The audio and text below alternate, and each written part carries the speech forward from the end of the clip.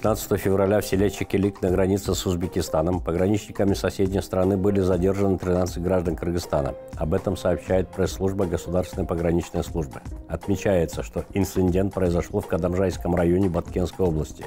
В ГПС Кыргызстана считает, что они перешли границу по незнанию из-за отсутствия разделительных знаков. По данным ведомства, граждане Кыргызстана приехали в Кадамжайский район из Таласской области на религиозные проповеди. Они могли перейти границу по незнанию. Сегодня узбекская сторона передала кыргызской стороне задержанных граждан Кыргызстана. Село Чекилик граничит с Ферганской областью Узбекистана. Местные жители ранее заявляли, что при уточнении границ дорога отошла в соседней стране, а узбекские военные близ границы построили полигон. Заявление генерала Абдулла Навджуванова об Баткене является его личным мнением и не считается официальным заявлением, заявил 18 февраля на пресс-конференции министр иностранных дел Таджикистана Сироджиддин Мухридин. Начальник УМВД по Сагдийской области генерал Абдулла Навджуванов 12 февраля на пресс-конференции в Худженде, отвечая на вопрос о конфликтах на таджикско-кыргызской границе, заявил, что исторически Баткен никогда не был кыргызской землей. Предки таджиков привели киргизов в Баткен и дали им земли, а сейчас их потомки создают нам проблем, отметил таджикский генерал. По словам главы МИД Сироджиддина Мухридина, генерал Навджуванов высказался не на официальном заседании, чтобы это приняли в качестве официальной позиции. Наша официальная позиция по всем пограничным вопросам излагается на заседаниях межправительственных комиссий двух стран. Только заместитель премьер-министра, который является председателем двухсторонней комиссии со стороны Таджикистана, или МИД могут высказывать официальную позицию страны, сказал Сироджиддин Мухридин. Одновременно министр подчеркнул, что высказывания таджикского генерала и ряд мнений с кыргызской стороны должны быть уточнены историками и археологами. Реакция кыргызской стороны на высказывание начальника УМВД по Сагдийской области была незамедлительной. В полномочном представительстве правительства Баткенской области сообщили, что заявление генерала может нанести урон миру среди населения в приграничном районе. Никогда Баткен не был и не будет таджикским. Это исконно кыргызская земля, заявил первый заместитель председателя Государственной пограничной службы, глава Генштаба Абдукарим Алимбаев. Премьер-министр Мухаммедкалы Абулгазиев в ходе встречи с представителями бизнес-структур и донорских организаций прокомментировал вопрос расторжения договора по строительству центра в Атбаши. По его словам, впервые в истории в страну пришел крупный инвестор, который планировал вложить сотни миллионов долларов на строительство торгово-логистического центра в отдаленном регионе без каких-либо государственных гарантий. Бұл жерде экологияга эч кандай зыяны жок, өндүрүштөрдү кое турган долбоор болчу. И коррупциялык механизмдер жок. Мен түшүнүп атам, азыр эми биздин өзүбүздүн эгемендүүлүк тарыхыбызда канча деген чоң проекттин баарына туура эмес, ачык эмес механизмдер кирип, ошондон жалкып калган элдин мамилеси болду деп мен эсептейм да. Эң өкүнүчтүүсү, ушул долбоорго каршы чыгыш үчүн мамлекетти кура турган, мамлекетибизге өнүгүүсүнө чоң салымдарды кошо турган жаштарды үндөдү да. Жаштарыбыз да айтып атат, биз мал багып жүрө берели деп. Малдын санын эсептетип көрдүм бизде Кыргызстанда. И рыноктагы баасы канча деп. Кыргызстанда болгон малдын баасы балким көбүрөөк, балким азыраак бааладык. Бирок орточо баасы 133 миллиард сом экен бизде малдын баасы. Ошондо долларга айлансак 1 миллиард 9 миллион доллар экен. Жанагы өндүрүштүк логистикалык болборго салганда 1 миллиард долларга чейинки өндүрүштүн өзү салынмак. Мындан тышкары, эгерде 10 миң эле жумушчу орун түзсөк, бир жылда 1 миллиард 800 миллион сом айлык болуп тарамак. Ошол жерди арендага берген айыл өкмөттүн өзүнө бир жылда 120 миллион сом түшмөк. Бир айылга. Биздин экономикабызга, элибизге, мамлекеттин түптүүлүгүнө кызмат кылчу долбоорлорго каршы чыккандар бул чыккынчылыкка барабар да. Мы уверены, что это навязываемое извне и явно идущее вразрез с интересами нарынчан мнение активно насаждалось путем распространения лжи, слухов и фейков. Өзгөчө билимдүү, элдин башында турган, элди башкарып жүргөн адамдар этият болуп сүйлөш керек да. Жеке кызыкчылык үчүн ошол жерге барып атат. Мамлекеттин экинчи бийлигин кармаган киши. Ынтымакка чакырганын ордуна бөлүп жарып атат. Бөлүп жарып, жаштарды башка жака үндөп атат. Мындайларды дагы биз ачык айтып, туураны туура, туура эмести туура эмес деп айтпасак, кээ бир мамлекеттин, элдин артынан өзүнүн аброюн көтөргөн адамдар туура эмес жерге жүрүп атат. Биздин өзүбүздүн прогрессивдүү катмарыбызда дагы кайдыгерлик бар экенин сездим да. Болуп атты, эксперттер, экономисттер колдоп айтып атты. Мурунку өкмөт башчыларыбыз колдоп айтып атты, депутаттарыбыз колдоп айтып атты. Бирок массалык түрдө мындайга унчукпай карап отурганын байкадык. Бул деген бир эле өкмөттүн тагдыры эмес да. Бул биздин мамлекеттин, элибиздин тагдыры. Ошон үчүн бардыгыбыз тең мындай маселелерде өзүбүздүн үнүбүздү катышыбыз керек. Өнүккөн мамлекеттерде мындай көрүнүштөргө жол бербейт. Ошон үчүн өнүгөт. Сегодня депутаты Жогорку кеңеши высказались по этому поводу. Сөзсүз эми инвестиция бизге керек. Эл бизден аны талап кылып атат. Бул жерде өкмөттүн чабалдыгы, өкмөттүн мындайча айтканда элге түшүндүрө албагандыгы, себеби өкмөт алдын ала иштерди жүргүзүш керек эле. Мындай айтсак, бул жерде базар эмес, бул жерде кайра иштетүүчү заводдор курулмак, мынча миң жумуш орун түзүлмөк, айыл өкмөткө мынча миң салык, районго мынча миң салык, областка мындай жеңилдиктер, мындай курулуштарды курат, жолдорубуз оңолот, сууларыбыз чыгат деген баягы өзүнүн программасыны, инвестициялык программасын жеткизе албаган негизинен ачыктыктын жогунан бүгүн элибизде ошондой түшүнбөстүк болуп ошол жолго барды да. Эми ошон үчүн мындан башкадан буга чейин да кызыл омпол, бир топ долбоорлор жабылып атат. Баягы бүгүнкү күндө өкмөтүбүздү эл ээрчибей эле, өкмөт элди ээрчип калды да. Бул мамлекеттик бийликтин, мамлекеттүүлүктүн да мындай кадыр баркын түшүргөн биздин өкмөт деп ачык айтсак болот. Ошол министрликтер, министрликтин жетекчилери, ошол жергиликтүү бийликтен баштап айтсак болот. Ошол элге ачык ушул долбоорду жеткизе албаган себеби болду да. Ошон үчүн башка инвестициядан, башка инвесторлордон эми ойлонот Кыргызстанга келгенде. Биз эртең алдын ала биз иштерди жүргүзүп, убактыбызды кетирип, анан жанагындай ниеттерини ишке ашырганга мындай биз бир топ эл аралык деңгээлде мындай мамлекетке көлөкө түшүрүп койдук десек болот.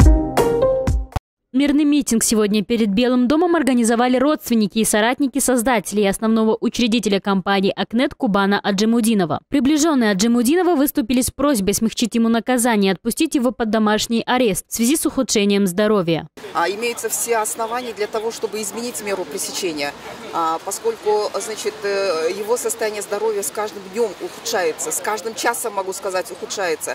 Не надо быть медиком, чтобы понять, у моего подзащитного сахар зашкаливает за 20 миллимоль в крови. Вы понимаете, что такое повышенный сахар в крови, да? При такой ситуации опасно, действительно рискованно делать операцию, потому что свертываемость крови очень низкая. Очень хорошо Гульнара Тугуловна сказала о том, что в его ситуации они настолько берегут, даже палец порезать, это для него может обернуться большими последствиями из-за низкой свертываемости крови. А тут здесь, чтобы провести операцию на сердце, надо раздвигать грудную клетку. Вы понимаете, да, насколько это разрезать ее, насколько это серьезная операция. Имеется, значит, все основания, почему я еще так говорю, по инициативе следственных органов была назначена судебно-медицинская экспертиза. И эта экспертиза выявила ряд заболеваний, которые входят в исчерпывающий перечень тяжких заболеваний, препятствующих содержанию его под стражей. Мы, значит, неоднократно защита ходатайствовала перед судом об изменении меры пресечения, однако суды отказывают. Сестра Кубана Аджемудинова обратилась к президенту. Сооронбай Шарыпович, на заседании Комитета по промышленности и предпринимательству вы сказали, что тюрьмы переполнены. И за экономические преступления нужно применять другие меры наказания, а не сажать. В этой связи просим вас рассмотреть дело учредителя компании «Акнет» Кубана Аджемудинова. Я хотела бы сделать акцент на том, что вот на февральском заседании Комитета по развитию промышленности и предпринимательства глава нашего государства, президент Сооронбай Шарипович сказал, что творится сейчас, вот многие бизнесмены и обращаются к нему, что просто так людей сажают за решетку лишь для того, чтобы оказывать давление, забрать их бизнес. Идет соревнование между правоохранительными органами.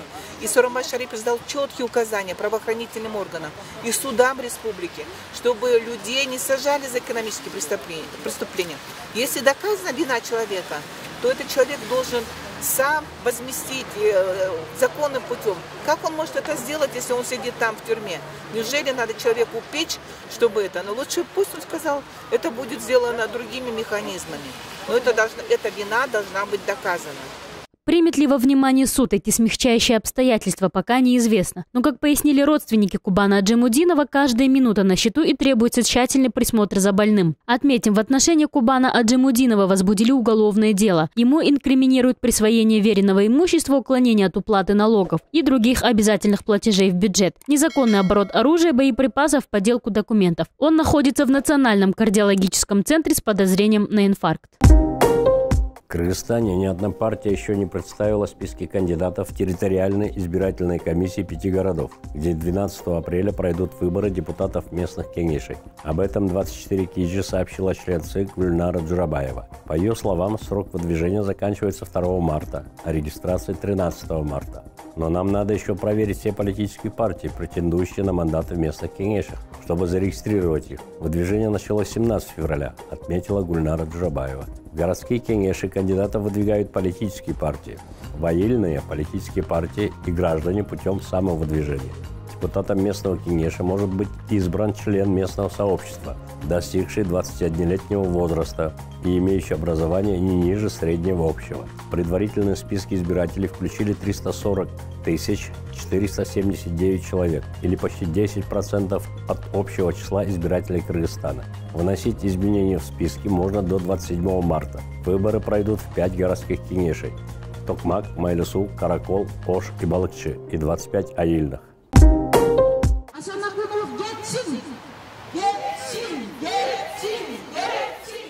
Скандал в Доме Союзов не утихает. Часть работников Федерации профсоюзов вышли на митинг против действий председателя профсоюза Мирбека Асанакунова. Давайте громко скажем «нет».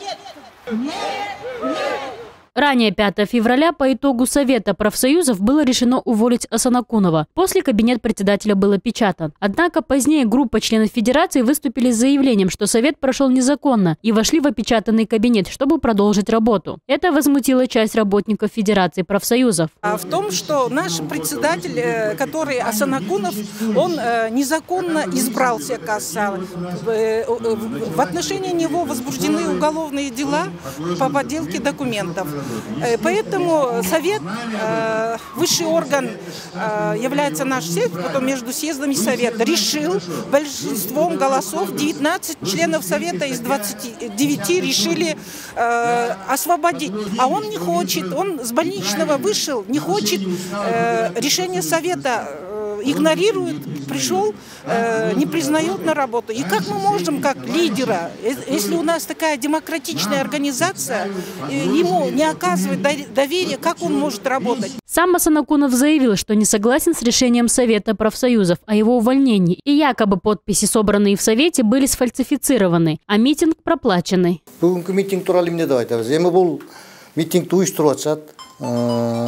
Буга чейин дагы билесиздер сиздер, биздин профсоюз, Кыргызстан профсоюздар федерациясынын тегерегинде эмнелер болуп аткан, кандай окуялар болуп аткан, кандай иштер болуп аткан баарыңыздар билесиздер. Митингти менен эми бул чагымчылдар уюштуруп атышат. Уюштурган кишилердин фамилияларын айтып байлай коеюн, кимдер экенин. Акча таратып атышат. Биржа турдадан келип алып келип атат бул жерде. Кайда иштейсиң, профсоюзга тиешең бар десе, ошол суроону жооп бере албаган адамдарыбыз бар. Эми бизге дагы мен органдарга кайрылып атам. Бизге дагы жакшынакай жумуш убактысында ушундай тоскоолдуктарды жаратып атышат. Көчө дагы, мурда күнү дагы бул эме болот. Бул боюнча мына иш козголгон. На данный момент обе стороны написали на друг друга коллективное заявление. Чем закончится дело, пока неизвестно. Ведется следствие. А пока, как пояснил бывший председатель Федерации профсоюзов, кресло он освобождать не собирается.